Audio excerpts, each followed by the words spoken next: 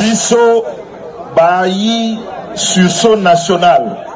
Sursaut national les alliés Lingomba tosali pona kobundisa pona kopekisa te constitution ya mboka na biso échangé po ndeko Chilombo na bato ya union sacrée pouvoir na bango ya goyi pouvoir na bango ya moyibi pouvoir na bango ya lokuta kala mingi te awa na changu awa alobaka na bino nini alobaka na bino ye soki moindre escarmouche akobeta masasi wapi na Rwanda akobeta wapi na Rwanda lelo kuna na est que bitumbsili on aurait parlé de l'échec ce qui va Tanaka et qui va yokanité.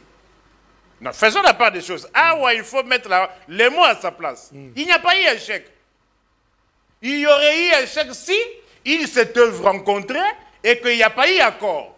Mais ici, il n'y a rien. Oh. Il y a un demandeur qui n'a pas eu ce qu'il cherchait. Les demandeurs qui voulaient se rencontrer l'autre pour parler. Mais l'autre a refusé. Il n'y a pas eu échec. C'est-à-dire, on a réservé une suite de non-recevoir. Naboyi. Oui, c'est Naboyi. Mais dans un processus de paix, comment Rwanda... Oui, mais parce que les rencontres, on a objectif pour nous. Qui m'a entre République démocratique du Congo et Rwanda. Qui m'a entre qui et qui? Congo et Rwanda. Attendez. Attendez. Oui. Moi, vous parlez ici de diplomatie, non? Oui, agissante d'ailleurs. Prétendu. Yo so mona. Vous voyez ce que Mouba a Kosala, Benjamin Netanyahu, Premier ministre israélien. Yo so mona na ba farda luka ba négociation na ba papier. Bino bolo ba kena boza agressé. Entre un agressé et un agresseur, qui a intérêt à négocier? Réfléchissons maintenant. Non, mais Kabiso. Le ballon, comment? Ah, mais Kabiso. Porte-parole, Moko, il y a le président Sagagnon à lobby. À lobby, vous avez beaucoup parlé. Vous avez beaucoup importuné le président Kagame. Écoutez les propos de cette dame-là. Elle dit ceci. Vous avez beaucoup parlé, vous avez beaucoup importuné le président Paul Kagame. Allez négocier avec les Congolais. Faute par vous de négocier avec les Congolais, attaquez le Rwanda. Alors, le Congo doit adopter quelle réaction? Quelle réaction? Parce que l'hôpital a échec la rencontre était, mais Kagame a été fâché qu'il répondre quand même. Quel doit être maintenant le comportement il y a Congo vis-à-vis à Rwanda? Le comportement d'État opté le comportement de Benjamin Netanyahu. Lelo Oyo, Kotaka avenue Oyo, boulevard, avenue à TZF, chancellerie Awa. Pokoma awana ni fasik nzela ezana etaneli nzela kutu potopoto nango yango ya oh nini ona susu banzela kisasa te oh lelo na bula vuvude nazo pesa ba référence po ba kino batala soki référence na posi wana soki nzela wana ezaba awa to na potopoto na jeu échantillon potopoto ya potopoto on a joué échantillon na rond-point Bongolo. Est-ce que non régime o ebimi rond-point Bongolo. Potopoto rond-point Bongolo. Donc au jour à potopoto na oh. Est-ce que lelo rond-point Bongolo ba nzela ezate to comment matela place à rond-point wana. Tu trouves ça normal? Mais ça na Bongolo déjà. Na lobby boche tembe. Bon le kanana rond-point Bongolo yolo médical place wana. Rond-point ezate. Oh. C'est na lekana kalalo. Rond-point exaté. Envoyez même une équipe là-bas, mon frère. Donc on peut s'en souder. Rond-point exaté. Eh, Bumba, Daniel Bumba. Oh, pote ya Bongolo. Oh. Donc, là, tu as papier dans moi pour on a beau ça na. Ah, toalina, pote ya rond-point Gambela. Quel est le rond-point Gambela? Rond-point Gambela na niveau ni. Quand on a victoire, Gambela. Et rond-point Gambela, au outil côté à parler du stade des martyrs, au outil enseignement, ou bien l'enseignement. Ah, Ekoufa, on a beau, Ekoufa. Ah, Mbongo Wana, Ekosala Moussala Oy. Vous avez commencé. Vous avez commencé le premier mensonge que Kabila vous bloquez. Kabila Bendani. FCC vous bloquez. Bendani. Oh non, il faut tous en majorité dans l'Assemblée. Besoin de majorité en Assemblée en pleine législature. Ça produit quoi? Qui vous avez bloqué? Qui vous avez... J'évolue, ouais. Genèse. Genèse. Beaucoup de Massango, vous avez Massango, oh, Katumbi a bloqué. Vrai ou faux? Massango, c'est ya? Thompson, Thompson est ya. Thompson est ya. C'était malin. Je vais de manière chronologique. Et il y a un bateau de pêche. Qui avait bloqué? Il y a un bateau de pêche. Oui, bateau. Qui avait bloqué? Yosuko procureur pour le peuple. On vérifie si terrain bien qui dit talo. Pistolet Oyo. Les acquis 100 francs. Il y a IPAC. Tango Kabila. Les le commis 400 francs officiellement. Mais ma Bible commando qui t'a. Pistolet les acquis 100 francs. Les le commis 400 francs. Taux d'inflation de combien? D'augmentation 300%. Yebisanga fonctionnaire nini oyamoni salaire naie et suivre rythme à 300%. Mais je vais te démontrer comment salaire yamutu. Ya Ekiti. Dossier du jour dengue na bisaki bino na situation ezali koleka na mboka na biso na ndenga bomesano boyebi ete rencontre autre lobby échec ya rencontre entre Félix Tshisekedi Tshilombo président de la République na biso na Paul Kagame président ya Rwanda boyebi ete na médiation ya Lorenzo tozali na Angola.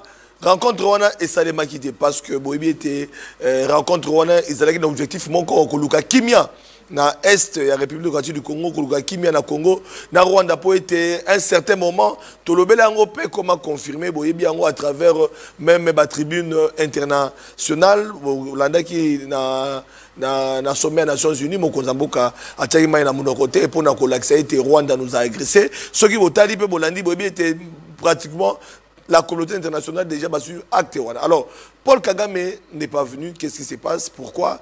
Quels sont les dessous des cartes? Tokobeta Masolo n'a invité Nabiso comme annoncé Azaki Nazela à Kangamaki dans l'embouteillage a commis Mwanamboka Nikofai que je salue en passant Mbote Mwanamboka Mbote procureur pour la cour du peuple. Boy madame embouteillage dans la ville province de Kinshasa 30 000 de retard quand même aux Akébélé. Merci beaucoup. Estimé Flavien. Pour l'invitation, je crois que nous avons tout ça, autre tournée émission, nous avons présenté des sincères excuses, nous avons téléspectateurs, il y a PSTV en général, nous avons tout Kondolango en particulier, Oyo Babanda qui cause la biso pour la l'élo température.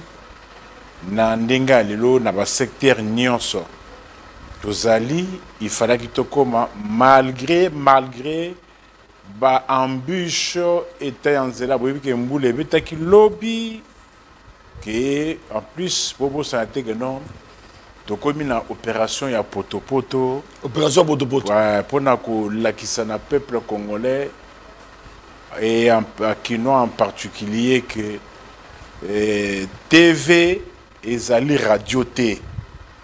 TV Ali Radio T dans la mesure où, lorsqu'on dit changement, il faut changement, tu vas palper. Changement positif, tu vas palper en gros. En plus, Bandeko Babenga, Balobi, procureur général pour le peuple,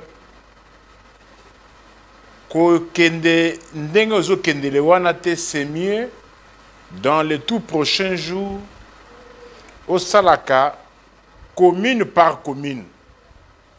C'est-à-dire, Tozoa, État ya Potopoto, la commune Nyonso. C'est-à-dire, tu as 24 communes à Kisasa.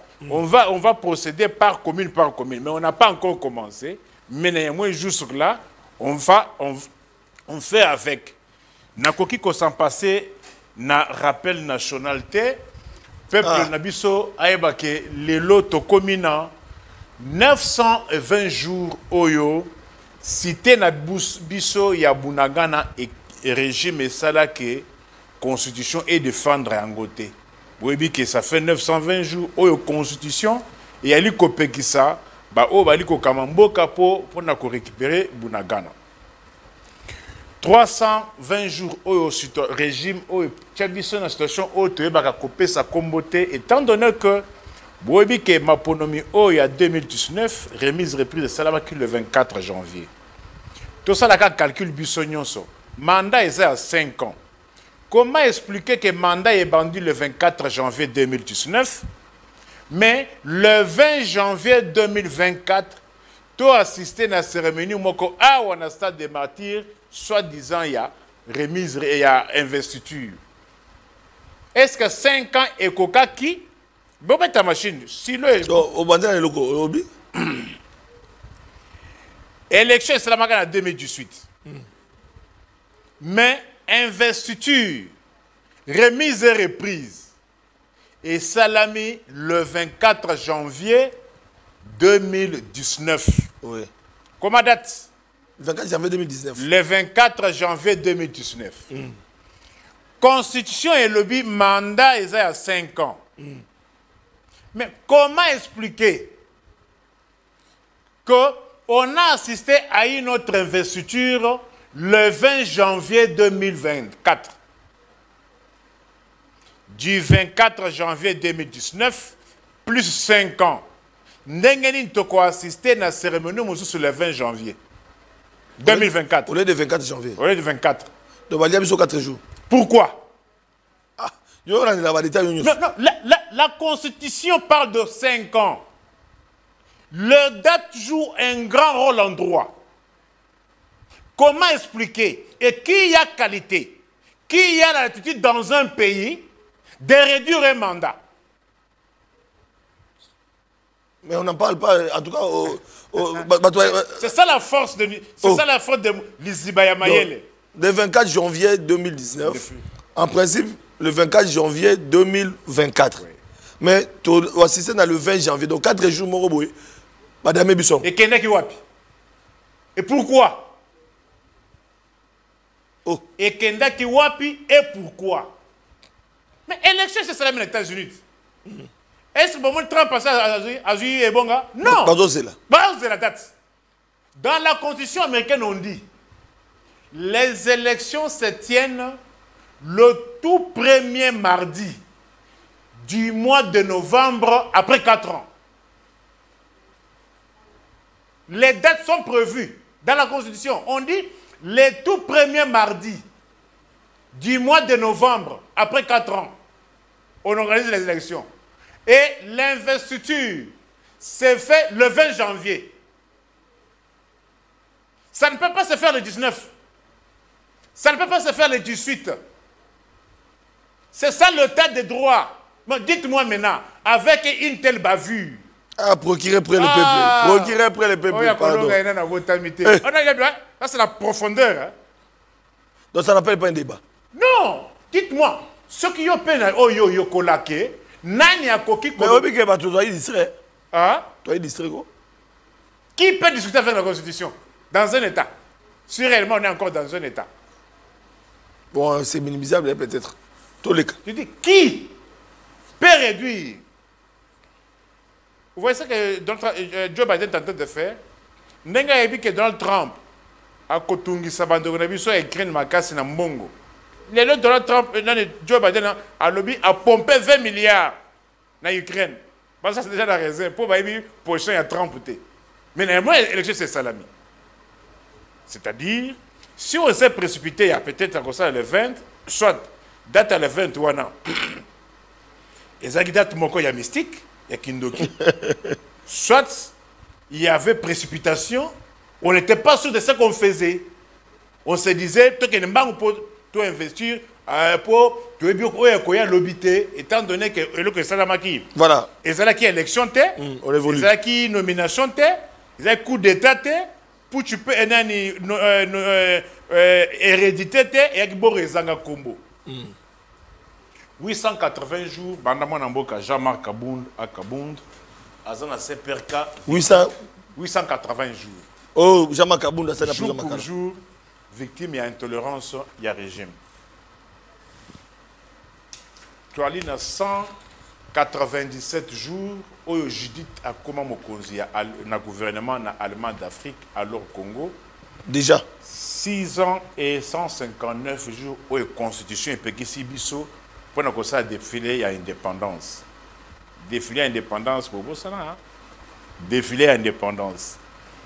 Et 106 jours, que là c'est Zonga, mais on se pose la question, combien d'écoles vont respecter les programmes parce que Toyeba quitté, école Zonga quitté, on se pose la question, comment toutes les écoles vont respecter les délais ou bien le calendrier scolaire et les matières inscrites.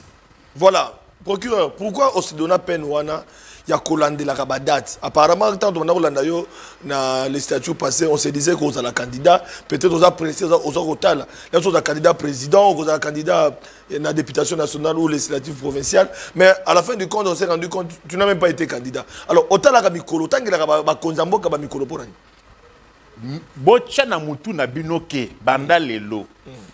Soki babeni mutu mokonzi, aza mokonzi abato. Et il a la charge, ce n'est pas un privilège.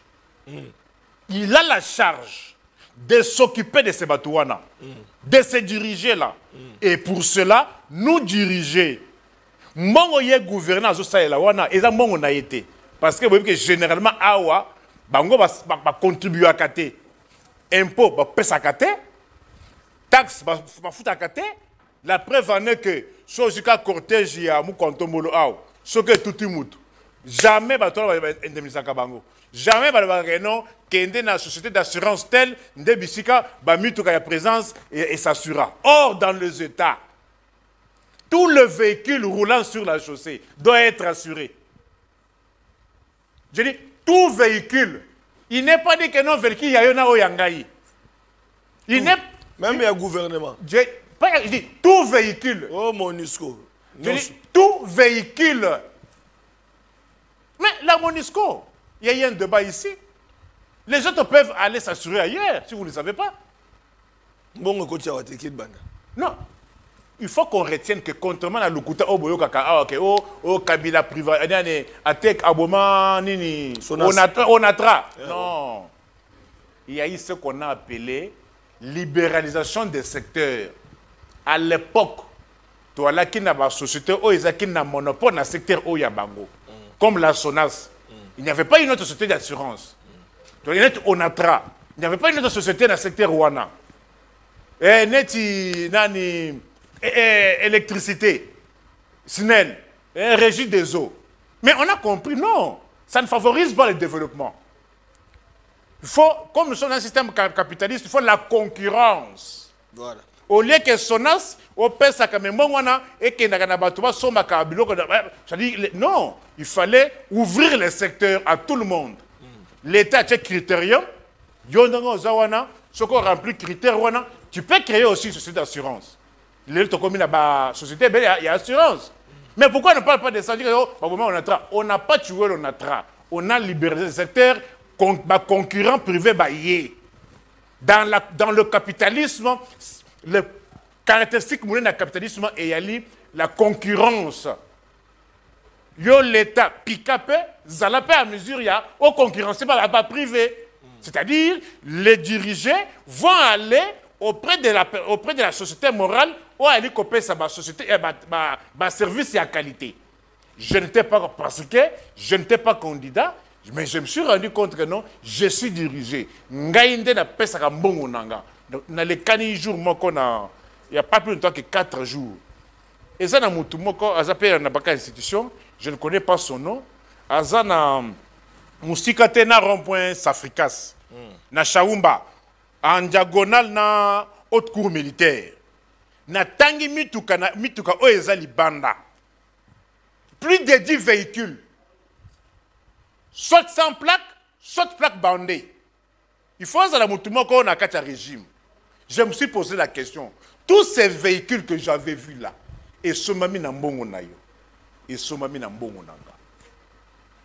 Mais comment expliquer un seul individu peut avoir plus de 10 véhicules sans plaque? Oh, il y a une plaque bandée. Pourquoi? C'est ton argent, c'est mon argent. C'est parce que vous, les Allemands d'Afrique, alors les Congolais, vous avez droit à la binoté. Allemands d'Afrique. Oui, vous avez Allemands d'Afrique, non? Voilà, alors je me suis dit, aux Ubokonzi, mettez-vous en tête que non, c'est une charge. On doit commencer à suivre votre comportement du jour le jour. Voilà. Alors, du jour au jour, parce qu'il y a Marabakoloba, opposition politique s'arrange, l'opposition politique commence à se réorganiser. Après les échecs, il y a l'élection, jour, tout le monde a une déclaration commune na Senko, tout le monde a qui présence Emmanuel Chadari, Devos Kitoko, il y a la Mouka et les autres, le parti politique à Sesanga. Après, il y a eu un sursaut national le 14 décembre. Dans le terrain municipal, il y a Massina, mais et ça les Magité, Badaki délocalisé et tout ça, avec tout ce qu'il y a eu. Bref, l'opposition politique par rapport à la Constitution prend déjà une position. Est-ce que vous pensez que l'opposition politique avant de l'Andapé déclaration plutôt dénonciation ou bien réaction? Il y a Délice Sanga face à Jean-Pierre Bemba, mais vous pensez que l'opposition accompagne le peuple? Bon, au stade où nous sommes, constitution en général, ce n'est pas une question de l'opposition, c'est une question de peuple, tout entier. Constitution. Bolingi kosa na constitution nini. Il faut qu'on dise à mon peuple, contrairement à ba hypocrite moussous, il souffle le chaud et le froid. Objectif, il y a régime et il y a qu'il changer la constitution. Ils attaquent que non, surtout au Tunika Bango. Si on parle de la révision, vous voulez enlever quel article? Prenez 3 personnes de l'Union sacrée de manière séparée. Ils ne vous donneraient pas la même réponse. Ils veulent changer la Constitution. Pourquoi ils veulent changer la Constitution? Lorsqu'on change la Constitution, ça va permettre à l'actuel Moukontombolo d'avoir un mandat. Même à Kabila aussi, d'avoir un ancien président de la République aussi, comme Kabila, peut aussi postuler. Non. Donc ça donne l'opportunité, quand Tshisekedi, même à Kabila, si on peut les citer. Comme... Bon, les combles, c'est quoi? Quand on veut changer la Constitution, il faut mobiliser Zala. Raison est Zala. Dans le contexte actuel, Yonanga, Constitution est passée au référendum. Par rapport, il y a besoin, il y a population lélo. Dites-moi en quoi cette constitution ne facilite pas le développement, ne facilite pas assez que le peuple allemand ou congolais. Non, mais Mokozamboka a été clair na Kananga et plutôt na Katanga, il a été clair à Kisangani, qu'on a sa difficulté. Les autres sont allés élections, vous êtes président, pour vous premier ministre, ils ont 6 mois, ma tractation, nommé informateur, qui est à gauche, à droite, il faut composer. Ngaïté, Mokozamboka le bakiam. Ngaïté. Et puis Mokozamboka a expliqué qu'il y a des difficultés. Yangonde, pour na Yangonde, c'est que non. Une des raisons. Yangonde, c'est que souveraineté en Boka Nabiso. L'article des autres bloqués, il faut que l'on il y a 920 jours, Bounagana. Considérez celle qui n'est pas besoin. Bounagana, c'est déjà 920 jours. Il y a une disposition où elle est empêcher, ça va récupérer Bounagana. Pour le but, parce que vous dites des choses parfois, vous ne vous rendez même pas compte. Il y a une disposition de 1er au 229e article. Où elle est empêcher, reconquérir Bounagana. 920 jours. Donne-moi la disposition. Mais moi, je vais te donner la disposition. Les dispositions dans cette constitution qui donnent pouvoir aux dirigeants de récupérer Bounagana. De défendre Bounagana. Je vous les lis. Article 16.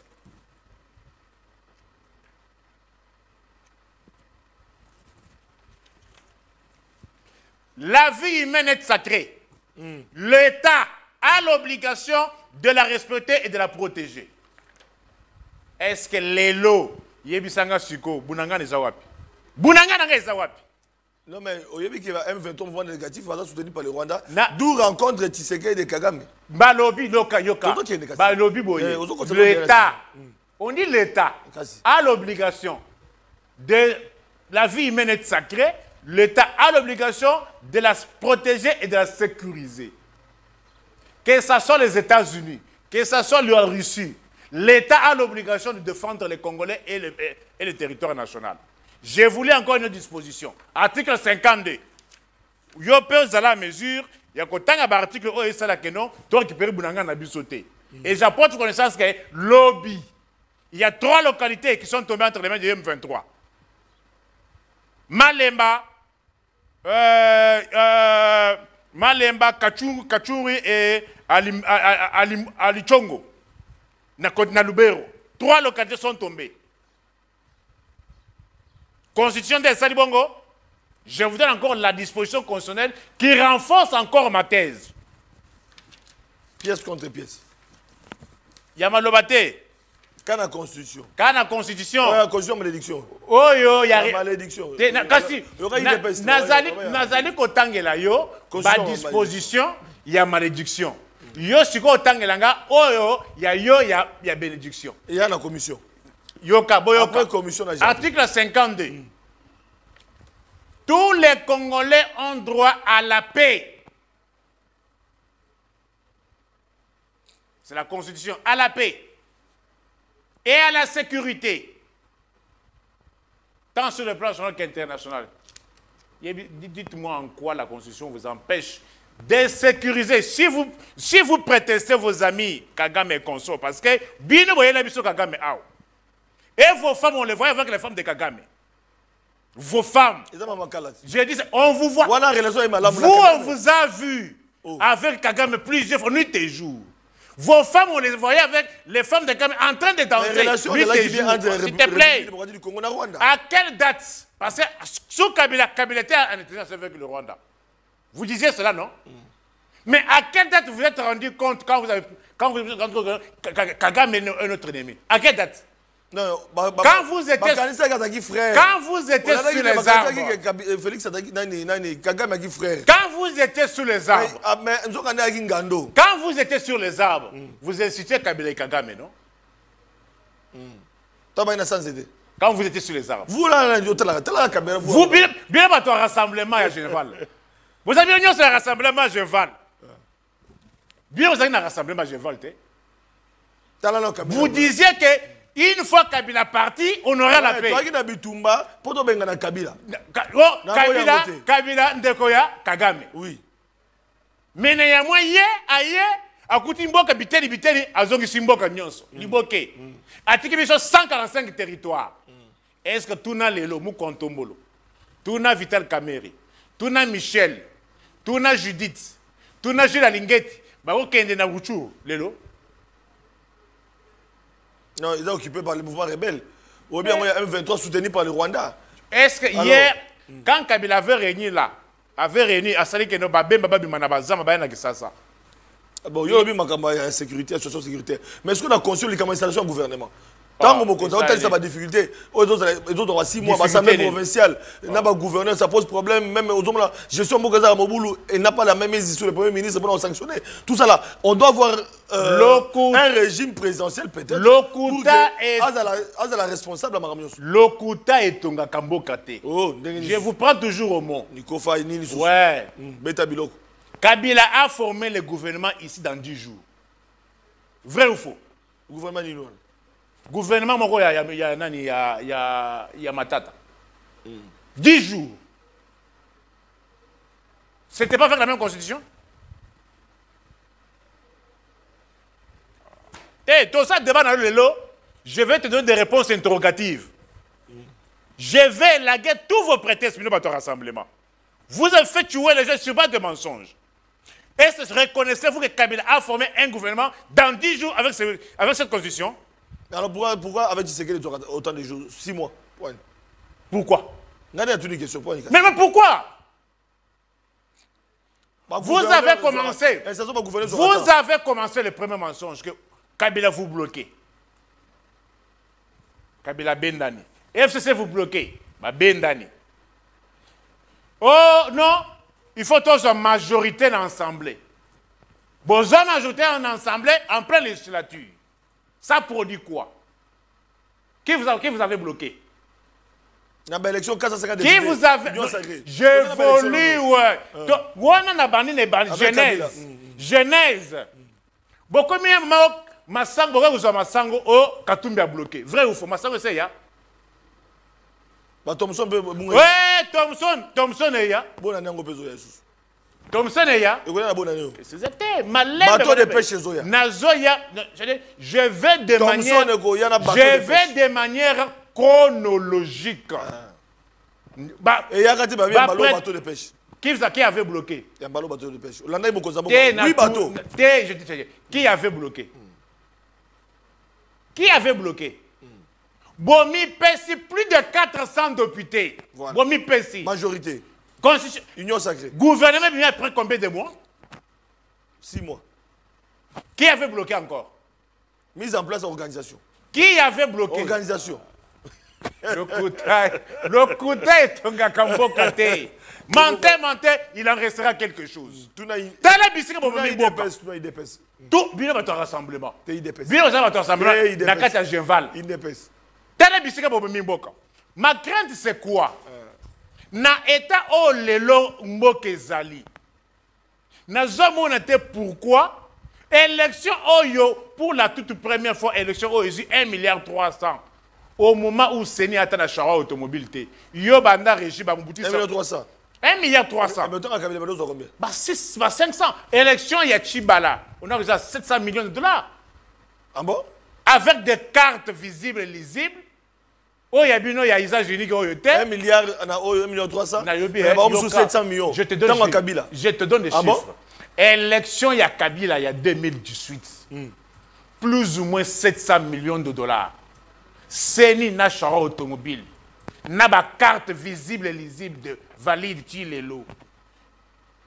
Ba groupe électrogène.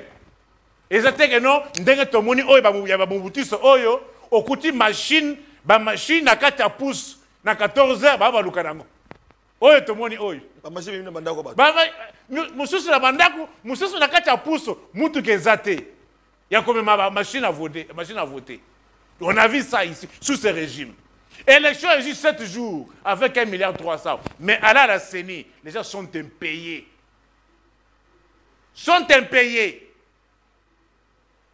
Mais ma crainte c'est quoi? 1,3 milliard et bimi, il y a mongonanga et ça est l'autre côté. Mais comment expliquer les changements constitutionnels nécessitent encore des moyens? Ça peut demander 1 milliard. Mais 1 milliard, Rwanda, mon frère, il y a Moussala Nini. Dans un pays à Lambo, net le oyo, Mbokeza en Lambo.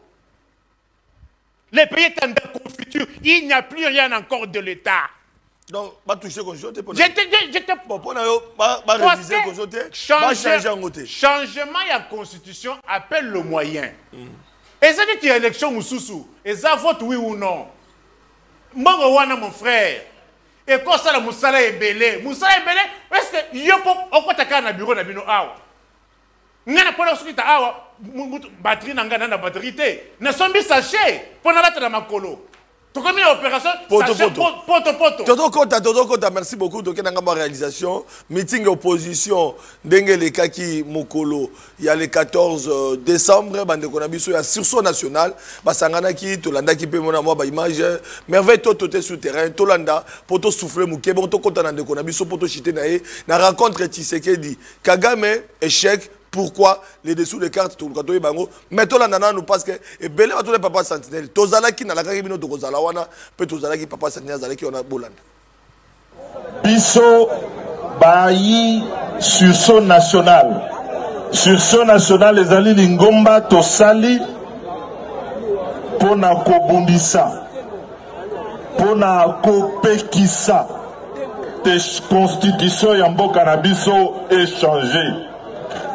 Po ndeko Chilombo na bato ya union sacrée pouvoir na bango ya goyi pouvoir na bango ya moyibi pouvoir na bango ya lokuta kala mingi te awa na changu awa alobaka na bino nini baka na bino ye soki moindre escarmouche akobeta masasi wapi na Rwanda akobeta wapi na Rwanda lelo kuna na eske bitumbisili tomoni mikolo biso ali kozwa bamboka sika kuna na tomoni bisika ye atelemi te po te abeta masasi na Rwanda ngo alakaki ya mibale alobaki boye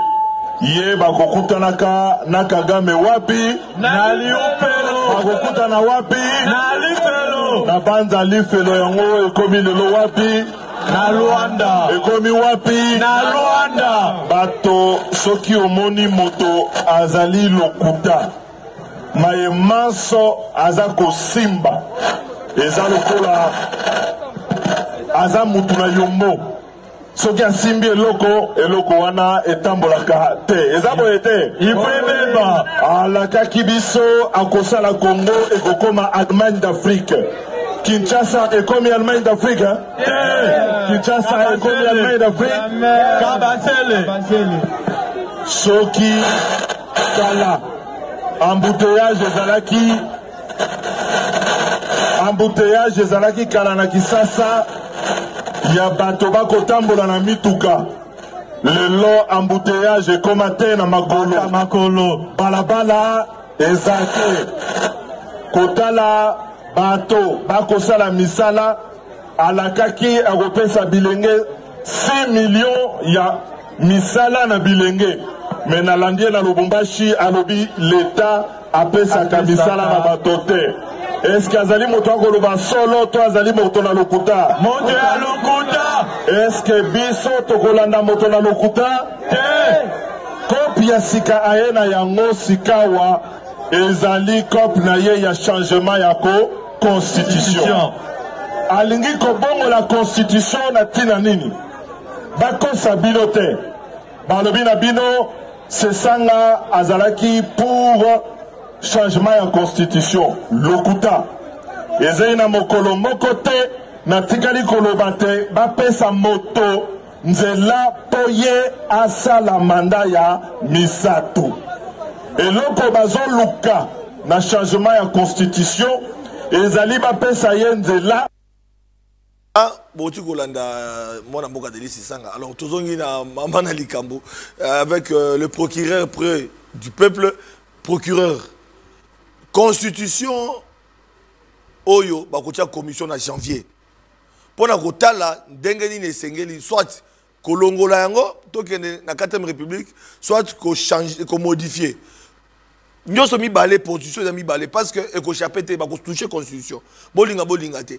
Yebisa biso position na yo sikoyo en tant que Congolais. Na lobby boye. Mes frères, moi qui vous parle, 2013, 2012, 2013, 2014, j'avais initié une pétition contre l'article 41 de la Constitution où il y a dit que âge à majorité na 18 ans. Article 41. Pour nanga na mona gete, na ba réalité na biso oyo, que âge à 18 ans pour la majorité, pour nanga ezaki ebele. Ce qui est un constat, il y a un kuluna. Majorité, c'est un âge. 12 ans, 13 ans, 14 ans, 15 ans. 16 ans, 17 ans. J'avais réfléchi 2012, 2013, 2014. Christian Bossembe avait même signé cette pétition-là. J'avais suggéré à ce que Kokitsa âge à majorité est long à 18 ans et comme à 16 ans. À l'époque de Mobutu, tu avais un âge à 14 ans. L'autre, comme un âge à 18 ans. Moi, j'avais dit, non. Tout ça, la boye. 14 plus 18, divisé par 2. 16 ans. Parce que ce qu'on a une loi portant protection de l'enfant. Et il faut reconnaître que moi, à 16 ans, à quoi travailler. À quoi ça, la moussala. Les écoles professionnelles. À 16 ans, Babotaka. Tout le monde a 16 ans. À 16 ans. Moi, à 16 ans, moi, à Kotanga Kelas, à du brevet. Mouton, ça y est, item, à un niveau d'études. Breveté. Bah infirmière oh bah beta biso batonga wana infirmière A1 bah infirmière A1 bah du vote c'est des brevetés à 15 ans 16 ans peut avoir fini ses études.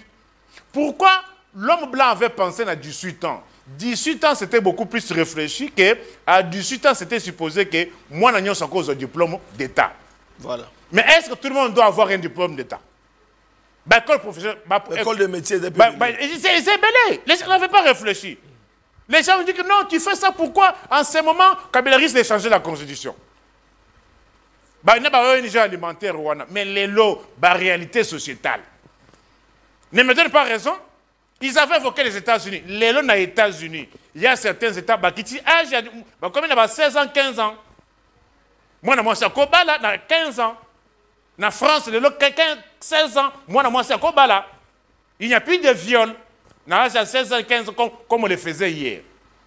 Réviser une constitution, quand on veut changer et on veut réviser une disposition, mutu oyo azo yana initiative wana, azo yana initiative, aye pena argumentation. Voilà. Alors que non, bon moi article oyo, comme moi je l'avais fait, article 41, 18 ans pour nanga, na ba réalité na biso et simbate.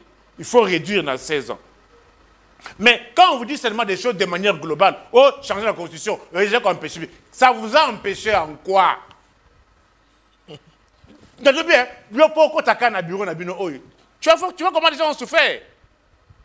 Mbongo wana, parce que le changement de la constitution implique les moyens. C'est un vote. Référendum est un vote. Oui ou non, ils votent. C'est-à-dire, il faut passer sur toute l'étendue nationale.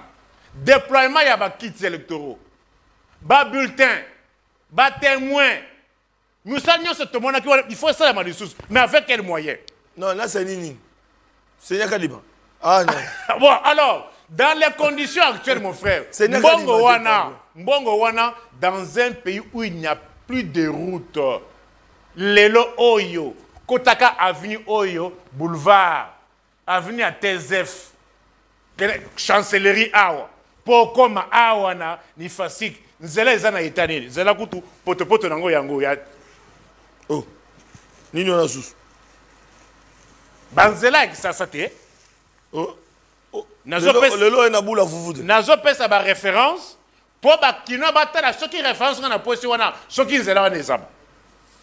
Ah, toi, on a poto, on a joué échantillon. Poto, on a joué échantillon. Na rompe bongolo. Est-ce que non? Régime, on est venu rompe bongolo. Poto, a rompe bongolo. Donc, on joue à poto, oh. Est-ce que les lots rompe bongolo, nzela ezate to comment mettre la place à rompe wana. Tu trouves ça normal? Mais ça va bongolo déjà. Na lobby, boche tembe. Bon le canana rond-point bongolo yolo médical place wana. Rond-point exaté. Oh, c'est dans lesquels on a calalo. Rond-point exaté. Envoyez même une équipe là-bas mon frère. Donc on peut ça soudé. Rond-point exaté. Eh Bumba, Daniel Bumba. Oh, poto ya bongolo. Oh. Donc là tu as papier na ngwa po o no bossa na ngwa. Ah, toalina poto ya rond-point Gambela. Quel est le rond-point Gambela? Rond-point Gambela na niveau ni.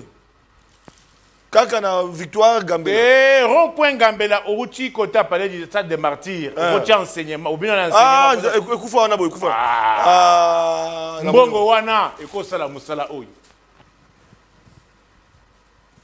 Ah, mbongo organiser changement ezala musala te. Avenue Tombalbaye. Tombalbaye on a ville là. Wapi sous. Ezala itanine.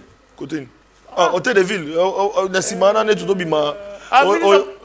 Bimaka RTNCDA du Bosso ministère média. Mataka rabo. Nzela pas si vite hein. Est-ce que tu dois mettre au Mathilde Bosso?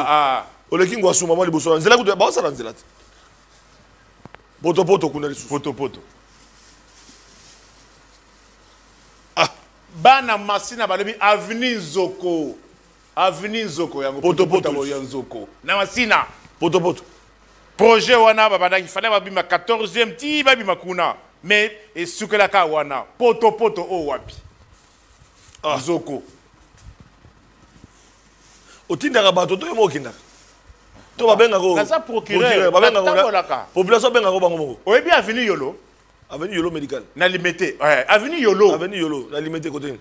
Oui, rond-point autre bien à Bongolo. Rond-point Bongolo. Le Yolo médical. Pose un tronçon, on a ma place commerciale dans le 7e. Voilà. Tronçon, on a Congo. Yolo, avenue Yolo. Wana, il faut qu'à rallier dans le salé, rallye. Pour qu'on ait Zakabu. Oh. Rallye, il faut passer, organiser rallye place Wana. Avenue Yolo. C'est pas possible.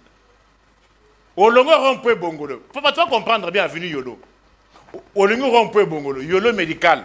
Pour Obimasiko 7e place commerciale. Pour les Kababonde Kowana, Zela Wana, de avenue Yolo. Poto poto. Poto poto yango. Maman, vous là, vous les bandits qui ça problème. Quelle est la politique? Oyo, gouverneur et la ville à Kinshasa, Azotia pour éradiquer la situation. Oyo, toi on a venu Isangi na Lingwala. Poto poto le sous. Lingwala Isangi. Ah, rappelez-moi. Lingwala yali commune à Mouké na Kinshasa. J'estime c'est parmi les petites communes à Kinshasa. Parce que ça on a Mont des Arts. Aussi comme Willery au Lingwala Sidi. Lingwala Sidi. Mais zela zaté na Lingwala. Mont des Arts. Bandaka Mont des Arts. Nyangwe Kabamba, Yarubeba, au Matimo. Bandaka Mont des Arts. Mouchi. Poto poto. Oh, vous avez un belé boy. Nakata sak. C'est écoquille les kebele. Tu as dit ça. Mont des Arts. Yango, poto poto. Poto poto, Mont des Arts. Mont des Arts. Poto poto, Mont des Arts. Ah. Comme le quoi nganga tout temps na biloko ndeko na ngai. C'est ça, ce sont des matières. Peut-être tu peux vérifier sur Nabuki Lukuta. Avenue de l'école. Oui, bien avenue de l'école près chez Zalak. Avenue des arts parallèles Nabokassa. Ils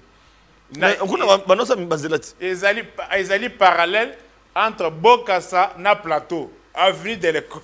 Et Kangama. Mais est-ce que l'ambassade va on a détiré l'eau depuis Ngobila je crois. Ah ouais. Toi, une avenue, oh, nani, natongo ah moi mboka moko apesi na avenue Bukama.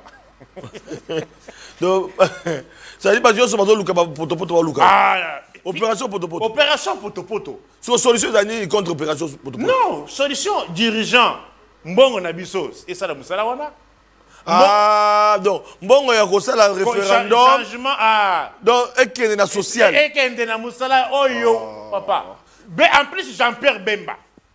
Yo lobby que na Dubaï, embouteillage et Saraka. Yo sera Dubaï mingi. Yo so mona poto poto. Jean-Pierre a justifié. Jean-Pierre Bemba. Yo l'équipe a moulé belé na Belgique. Mais après cet exemple à Dubaï, yo so mona moga na yo à Dubaï. Yo so mona poto poto. Kasi Jean-Pierre Bemba lobby que non, embouteillage c'est un fait normal. Et ça fait à Dubaï. En bouteille, c'est la mission. Dubaï peut où me la rater. Il y a bien sûr, il y a pas encore fait des circulations. Mais il y a bien sûr, il y a poto poto. Est-ce que ça mon poto poto? Bambouteille, il y a poto poto. Bambouteille, poto poto. Ah, il faut poto poto malembe. Malembe. Crème embouteillage. Oh, gros filet.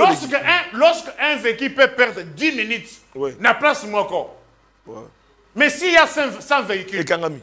Non, genre 10 minutes fois 100 véhicules. C'est combien d'heures? Et Kangami. Tokangami. Mais alors, pourquoi vous ne faites pas comprendre que poto poto maboulou, c'est ça la cause. Alors, maintenant, il y a une opération poto poto. Opération vie chère. Mon cousin a rappelé, et que cette fois-ci, la bonne année, maman Soumina Baota, là, tout le monde qui fait PM. Oyo, nani, Moukoko, ado qui t'a vérifié, ma biloko ekiti. Quand on a gagné mon oreille, pour on a autant de vie chère, na mon autant ma bolo bayate, ma biloko mando qui t'a talo. Yosuko, procurer après le peuple, on vérifie si terrain biloko ekiti talo. Pistolet Oyo, les acquis 100 francs, il y a IPAC. Tant Kabila. Les lots commis 400 francs officiellement. Mais ma Bible commando qui t'a. Puis ceux-là, ils ont 100 francs. Les lots commis 400 francs. Taux d'inflation de combien? D'augmentation 300%. Yebisanga fonctionnaire nini, oyamoni salaire naye et suivre rythme à 300%. Mais je vais te démontrer comment salaire yamutu. Il y a Ekiti. Mais alors, quand on apprend que VPM y a économie Moukoko, azo kita ko vérifier le prix à Biloko. Quand on suit les chefs de l'État dans le discours sur l'État des Nations, on sait que le gouvernement a bunda pour que a stabiliser à Kiti ça par rapport à tout le monde na carburant ba stabiliser qui et que na ba denrées alimentaires na ba Biloko et Sénégal ba congolais balia Biloko kita. Commande un bateau de pêche et que on soulager non? Je vous pose la question. Yo je vive na Mbogani.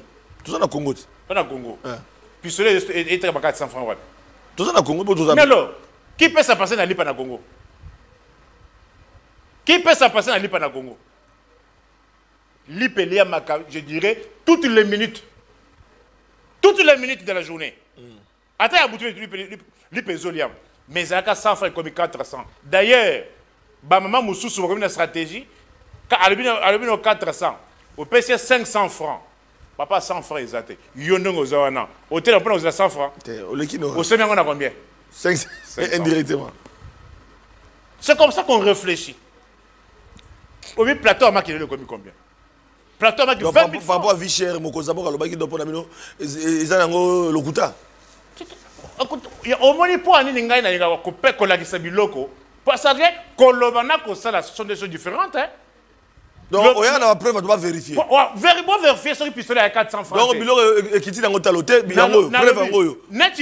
doit vérifier. Oui, alors, vérifier. Lobby na moni neti. Na moni poulet mayo, poulet. Et comment il va 18 000. Mais na moni lobby 16 000. Mais il ne faut pas oublier que le régime Herbayaki, poulet on a Isaki na 6 000 francs. Ah oui. Hein? Non. Poulet Isaki na 6 000 francs. Herbangouti Sabazongi. Na bango. Mais les poulets sont comme 16 000 euros qui ont été pris. Est-ce que Bamati va prendre un bloc de belé? Zonette Banakelas, prenez toutes les universités de l'État. Moyenne, il y a une université à l'État, ils ont 150 $. Les lots moyenne, il y a une université à l'État, il y a 350 $. Oh, le doublé. Bon. Quand on a Isam, on paye combien? 400 $. 400 $, en dollars d'ailleurs. En dollars. Dans l'université à l'État. Il y a l'État, Isam. Quand on a ISC, en dollars. Na ISP, c'est plus de 900 quelques millions. 900 000 $. 900 000 francs congolais. Quel est ce fonctionnaire? Oh, il y a mon salaire et la rythme. D'ailleurs, mon frère, net dans le secteur de la justice, bakouti consignation. Boyoka, contrairement à l'Ukuta Boyoka, wana, vérifiez. Bakouti consignation 27 000 francs congolais. 27 000, c'est-à-dire, ndenge baye babotolo le pangu pour funda mutifo 27 000 francs congolais. Mais les lots, la commission est là qu'on a 50 $. Oh. Je vous dis non. Signé a arrêté interministériel 50 $.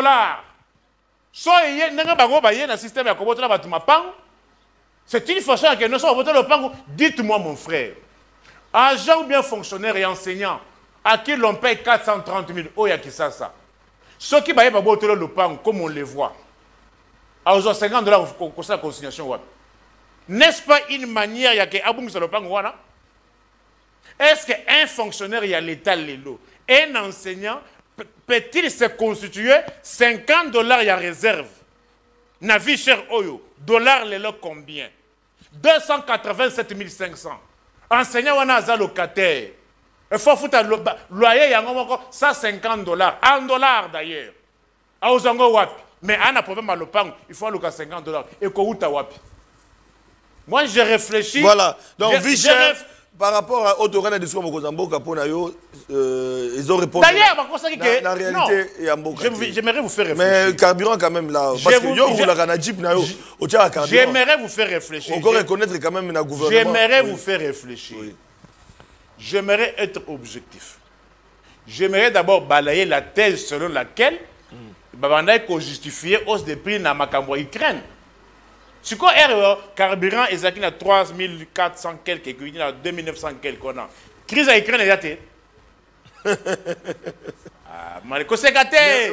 Mais non, crise des alliés, mais gouvernance au Bunda. C'est ce que j'avais toujours dit que crise à Ukraine est un prétexte. Ce n'était pas la raison. Parce que na Congo Brazzaville awa. Na Angola, le carburant coûte moins d'$1. Est-ce que je me fais comprendre? Na Angola, le carburant coûte 1 litre d'essence, coûte moins d'$1. Crise à Ukraine, c'est ce que je disais. Oui, il faut reconnaître ici, dans le cas d'espèce, que les ala qui ba taxe et belé tchaki, 4 Quand il y a un mois semblant, il y a quand même mois semblant, mois départ, il y a contrôle dans le secteur ou non. Ça bougeait quand même. C'est pour cela qu'il faut que... Alors, il faut reconnaître alors, pour que... terminer, parce que...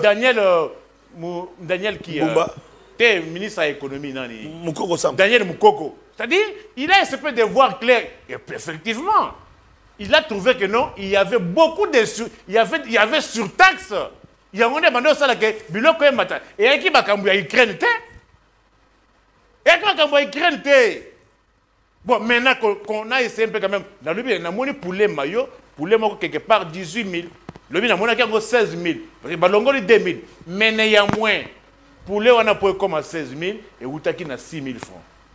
Mais il y a eu quand même d'efforts, il faut reconnaître. J'ai dit ceci.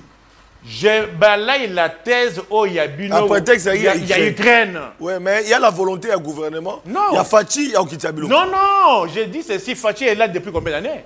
Je dirais peut-être que non, Daniel Moukoko, il y a eu un contrôle, il y a moins suivi. Il y a suivi des bandits aux Zanga. C'est-à-dire, chacun faisait ce qu'il voulait. D'accord. Alors, parce que nous devons terminer avec thématique Nabiso Alelo, c'est vrai qu'on a survolé beaucoup de questions autour. Il y a mot Nabiso parce que ça valait la peine, constitution qu'on en parle, discours à chef de l'État, tout frôlé, côté Oyetali. Mingi Tolobeli comme état de la nation on a volé il y a vie chère de quoi réagir parce que mais opération Potopoto ils ont continué parce que ça prendra toute la ville. Voilà. Alors 10 minutes qui nous restent, est-ce que nous pouvons parler de l'échec qu'il y a rencontré Kagame Tshisekedi? Non, on aurait parlé de l'échec ce qui va coûter Tanaka et qui va y qualité. Non, faisons la part des choses. Ah ouais, il faut mettre les mots à sa place. Il n'y a pas eu échec. Il y aurait eu échec si ils s'étaient rencontrés et qu'il n'y a pas eu accord. Mais ici, il n'y a rien. Oh. Il y a un demandeur qui n'a pas eu ce qu'il cherchait. Le demandeur qui voulait se rencontrer l'autre pour parler. Mais l'autre a refusé. Il n'y a pas eu échec. C'est-à-dire, on a réservé une suite de non-recevoir. Naboyi. Oui, c'est Naboyi. Mais dans un processus de paix, comment Rwanda, mais parce que les rencontres on a objectif là pour nous qui mis en marmezo le Kanambo Cannabis entre République démocratique du Congo et Rwanda. Qui mis entre qui et qui? Congo et Rwanda. Attendez. RDC et Rwanda. Attendez. Oui. Moi, vous parlez ainsi de diplomatie, non? Oui, agissante d'ailleurs. Prétendu. Yo so mona. Vous voyez ce que Mobala Kosala, Benjamin Netanyahu, Premier ministre israélien. Yo so mona na ba faire d'aluka ba négociation na ba papier. Bino bo ba kena boza agressé. Entre un agressé et un agresseur, qui a intérêt à négocier? Réfléchissons maintenant. Vous dites que vous êtes des agressés. Entre un agressé et un agresseur, qui a intérêt à négocier? Toi, tu as vu Benjamin Netanyahu, Mobali, en Israël. Hamas a continué Israël. Azuba otage israélien. Abomi ba israélien. Yo, tikali comment na Benjamin Netanyahu. Big na papier, on va négocier. Oh, yo, oni, Kanga Bisaka. Benjamin Netanyahu. Parce qu'il a agressé. C'est ça le comportement des dirigeants dans les États.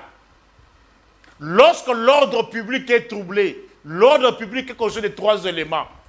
La sécurité publique, la tranquillité publique et la salubrité publique. Autant comme on a montagne, il y a santé, ils ont troublé l'ordre public. Tranquillité publique. Ah,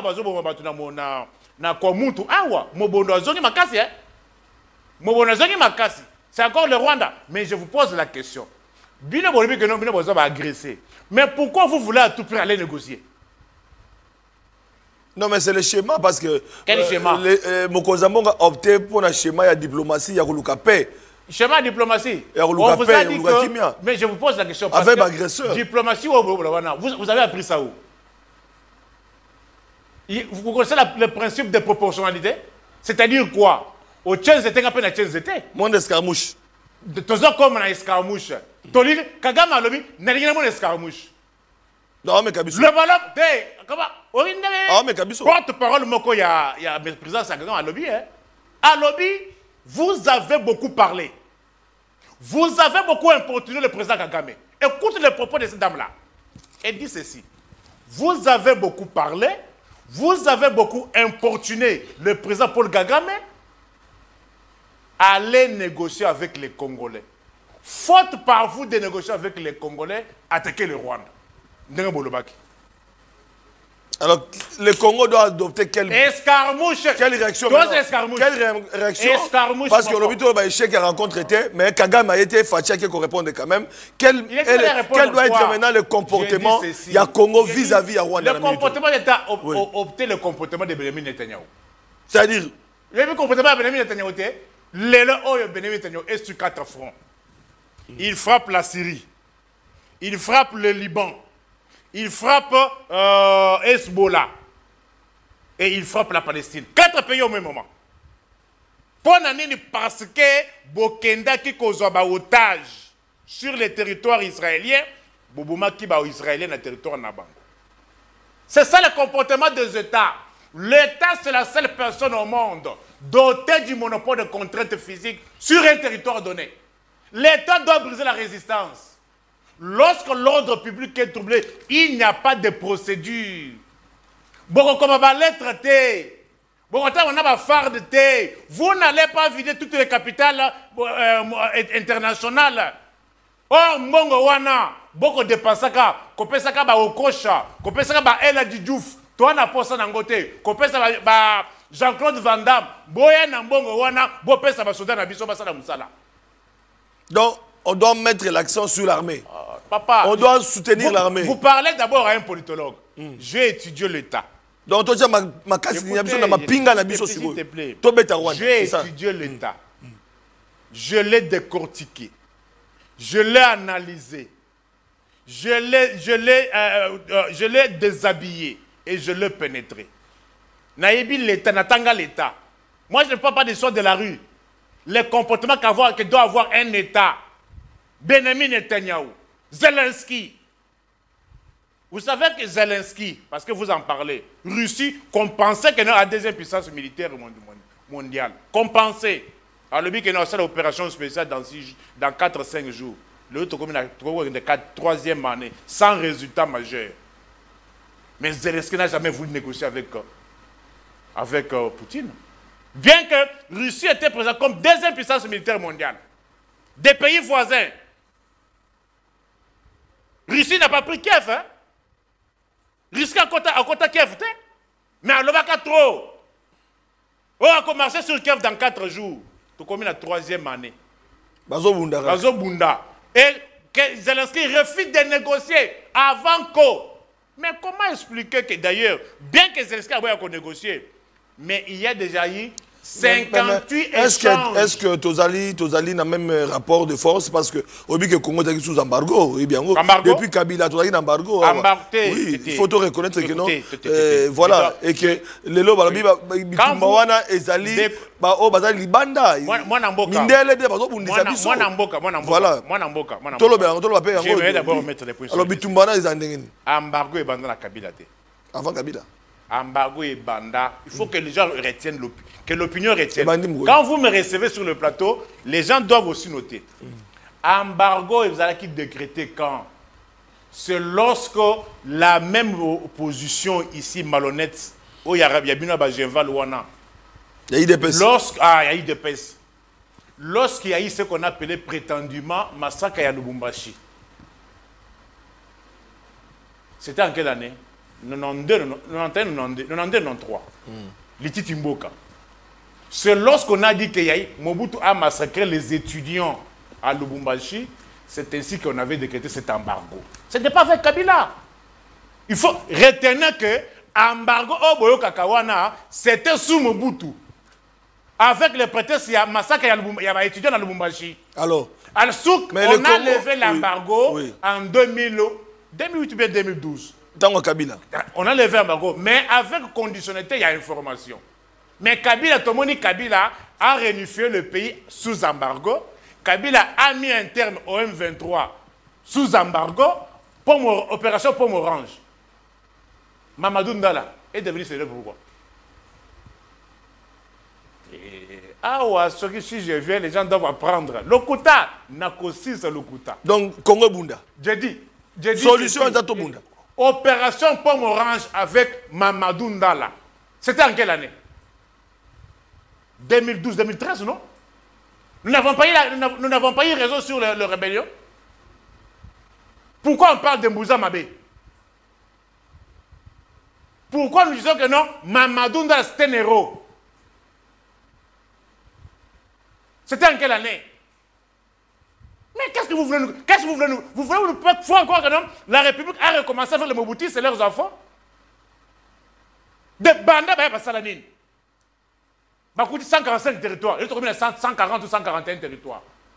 Bakouti Banzela. Donc pour l'opposition. Toi tu trouves normal. Toi tu trouves normal. Mboka Congo Boye. Compagnie d'aviation Ekoufa. Nzela Ekoufa et Limwa. Tu trouves ça normal? Pour terminer la solution. Oh, centre culturel, le projet de Kabila. Financé par Kabila, non? Oui. Centre financier. Ça, centre culturel. En face, ça parlait du peuple. Ce sont des projets légués par Kabila. Oh, ah oui. Tu sais que dans ton guide? Non! Il y a un centre financier. Bango, il y a un centre financier, bien que bah inaugura, tu le vois ton kaka. Est-ce que le centre financier, ngama te zakuna? Opposition mbokana biso. Arena molite arena. Arena. Est-ce donc na suka. Na aussi ma erana. Est-ce que le centre financier oba inaugura le 19 décembre 2023? Le 17 décembre, il n'y a aucun ministère qui est là-bas. Il y a encore des mensonges là-bas. Okuta ngama teza. On va inaugurer mais bon resilité. Est-ce que vous que non? Okuta mensonge na ba niveau, na ba talent sur na ba tonga. Na centre financier. Que ndeke na simona au moins la sekele. Ma projet ya régime o ils ba centre financier, o ba inaugura Chilelo. Arena yangona était limite. Kende neni pompe neni captage do yabana lemba bana yimbu. Kende sokima yebimaka wana. Oh. Tikaboy. Kende sokima yebimaka wana. Tikaboy. Beta biloko malembe tikaboy. Na ke bana lemba yimbu. Oh. Est-ce que nini wana yebimisaka mai? Merci beaucoup. Toko na suka malheureusement.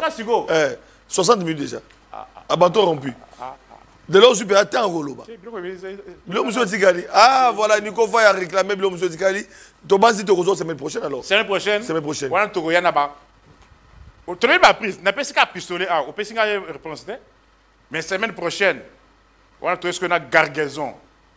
Merci Boza Nico Faye, Boza qui s'est la bolba qui a la Yemogo, Bomona Zaki Yemogo a eu temps, n'a abattu rompu parce qu'il y a débat des fois à Zorata Kolobate, il a eu temps au Loba. Lélo, est-ce que Monga référendum moana parce que là-bas ça va bus parce transport tout le monde bumba calculer transport tout le monde bumba azo bunda pour bus ya calculer transport neti merci bongolo pompage 6 000 francs non bongolo pompage 6 000 francs congolais. Est-ce que tu trouves ça normal? Voilà, vie chère, transport cher, tout est cher. Merci beaucoup à Nico Faye parce que le lot répondait qui vraiment avec sportivité na ma question à la population. Rendez-vous demain à partir de 11h avec Presse Pengue qui est de retour. Presse Pengue après un long séjour na Libanda Mboka à Keneko Salanini. Tozwaka na duplex na ma conférence Oyo. La Mouka à Wandeko Sala na ba université notamment na Paris, na Bruxelles, Tolanda Kaipe na Allemagne, tozwaka na duplex. Kuna la Mouka azali ko sensibiliser toujours ma Congolais diaspora pour dire non au changement de la constitution, plutôt changer Félix Tshisekedi ou on est allé slogan à travers une grande partie Europe, après c'est une tournée à Bandaki à Kinshasa, na ba Carrefour pour nous changement, il y a Tshisekedi au lieu, il y a changement, il y a il y a constitution, on a dit opposition politique. Toko Yambaye Mokola lobby de retour de l'Europe après cette tournée à Kobi Sabiso, comment ça s'est passé? Beaucoup on a ba image, peut répondre à la question. Il y a au état changement à la constitution après meeting il y a sursaut national na Massina. Et puis, à répondre, na otali rencontre, il y a mon amboka Félix Chilombo na Kagame, na otali situation, il y a paix, il y a mboka nabiso, à couper sa réponse, paix, tokozwa dans les jours qui viennent, tokozwa pe na compte IDPS ndeko moko, oyo andimi peut répondre na mituna la population, na bombi na nous, parce que c'est une autorité aussi, beaucoup de couvriers, à répondre, pour répondre peu opposition. Allez Bolonjoa sera de notre très prochainement, parce que Bolanda qui peut aller Bolonjoa, Bolanda qui peut répondre, il y a honorable Jean-Marie Lukula, c'est honorable Willy Michiki, dans le camp Union Sacrée, où on peut répondre à l'opposition. Donc, c'est pour dire que le plateau reçoit tout le monde, dans toute objectivité, impartialité, neutralité, il y a choc à débat, il y a échange. Papa Sentinelle au service à Congolais, Tokuta Labino, ce soir, demain matin, à 11h, vous allez brancher, puis à 20h, comme d'habitude, dès que au revoir.